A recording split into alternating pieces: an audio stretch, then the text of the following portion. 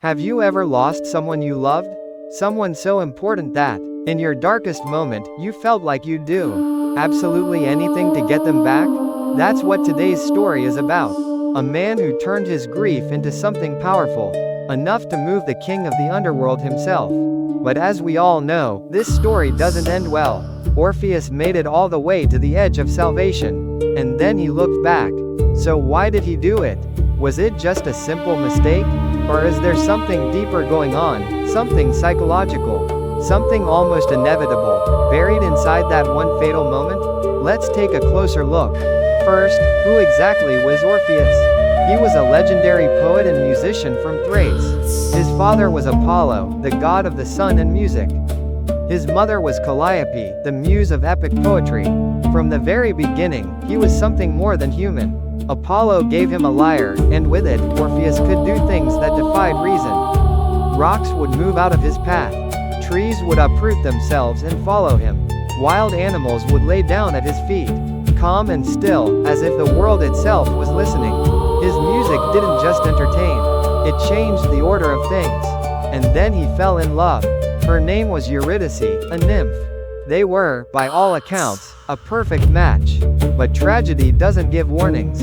One day, while Eurydice was walking through a meadow, a shepherd named Aristeus spotted her and began to chase her. She ran. In her panic, she stepped into a patch of tall grass where a snake was hiding. The bite was quick. By the time Orpheus reached her, she was already gone. His grief was unlike anything words can really describe. For days, he could do nothing but weep. No songs, no poems, no music. Everything beautiful in the world had turned to ash. But at some point, something shifted inside him. He made a decision. He was going down to the underworld. He was going to bring her back. No living person had ever done this. But Orpheus had something no one else did: his music. The journey wasn't easy. At the entrance to the underworld, he came face to face with Cerberus, the three-headed guardian who kept the living out and the dead in. Orpheus played his lyre, and just like that, the great beast went quiet and lay down. He walked right past. When he reached the river Styx, the ferryman Charon had one rule: the living don't cross. But even Charon couldn't resist. The music got him too. Deeper inside, the three judges of the dead, and even the Furies, the spirits of vengeance themselves, were said to have wept. Finally, Orpheus stood before Hades and Persephone, the king and queen of the dead.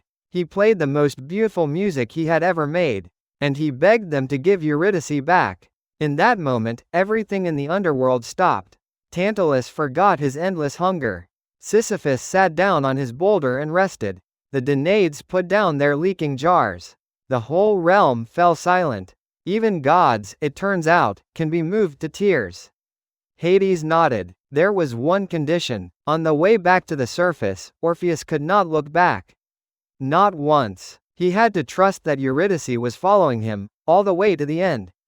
Full of joy, Orpheus turned and started walking. But the path was dark and silent. No footsteps behind him, no sound of breathing, nothing. And that silence started doing something to him. What if she's not really there? What if Hades tricked me? What if I took a wrong turn, and I'm walking alone? What if this is all just some cruel joke? Every step felt heavier than the last. He could see the light of the surface just ahead. And then, at the very last moment, he turned around. She was there, a faint, shadow-like figure. But the second his eyes found her, something passed across her face, a flash of joy and sorrow at once. And she was pulled back into the darkness. He ran after her, but this time, the way was blocked. The second chance was never coming. So, why did he look back? The easy answer is human weakness. Curiosity won, doubt won, but that's too simple. Greek mythology never gives us simple characters, and Orpheus deserves better than that. From a psychological perspective, what we're seeing is actually a crisis of trust and attachment. Yes, Orpheus wanted to know if Eurydice was behind him. But on a deeper level, he was questioning whether he even deserved to save her. Love always craves certainty. But here's the thing. The very nature of love is learning to live with uncertainty. That's the test Orpheus was given, and it's the test he couldn't pass. There's another interpretation that I find even more fascinating. Some scholars argue that Orpheus turned back on purpose.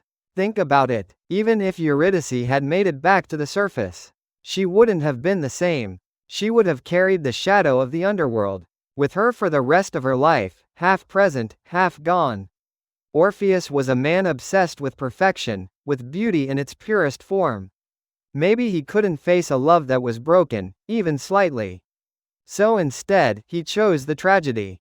He chose to preserve her in memory, perfect and untouched, and turn that grief into eternal art.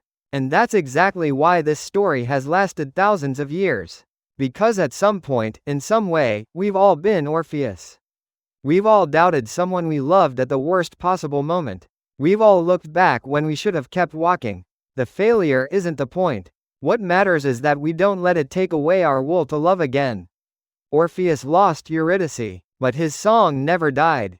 And that song still tells us something worth holding onto. Don't look back.